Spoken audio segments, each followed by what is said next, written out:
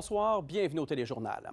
C'est un autre système d'importance qui affecte la région depuis la nuit dernière. C'est un deuxième en 4 jours. Jusqu'à maintenant, ce sont de 15 à 25 cm de neige qui sont tombés sur nos secteurs. Quant au vent, des rafales ont atteint 81 km/h à l'aéroport Jean-Lesage, 85 à Sainte-Foy et elles ont même frôlé le 100 km/h à l'île d'Orléans.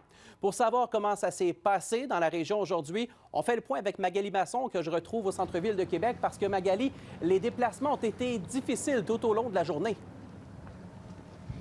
Oui, il y avait peu de gens sur le réseau routier Louis-Simon, mais ceux qui y étaient ont pu constater à quel point les vents étaient très forts et rendaient la visibilité pratiquement nulle sur le réseau routier, donc aux abords du fleuve Saint-Laurent. Il faut dire quand même que la Sûreté du Québec rapporte aujourd'hui très peu d'accidents. On parle d'accidents mineurs, des sorties de route, des accrochages, des bris matériels. Alors, c'est la bonne nouvelle. Du côté de la traverse Québec-Lévis et du réseau de transport de la capitale, encore une fois, que de légers retards. Alors, somme toute, une bonne journée sur le réseau routier. Là-dessus, je vous propose d'entendre quelques citoyens suivis d'un porte-parole du ministère des Transports.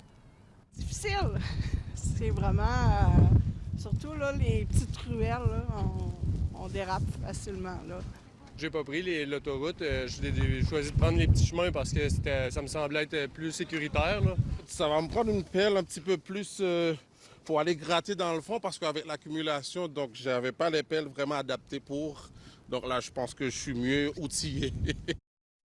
La différence entre la tempête de mercredi et d'aujourd'hui, c'est qu'au courant de la semaine, on avait un couvert de gazon. Là, on a un couvert de neige, ce qui fait que tous ces vents, ils vont soulever cette neige-là qui va entraîner donc une poudrerie qui rend la visibilité nulle par moment. Et cette nouvelle neige qui risque de demeurer au sol encore plusieurs heures à Québec. Oui, la ville qui commencera à ramasser la neige demain soir et ça se poursuivra au cours des prochains jours. La ville qui a plutôt misé aujourd'hui sur le grattage et l'épandage de sel. Depuis cette nuit, les équipes sont sur le terrain.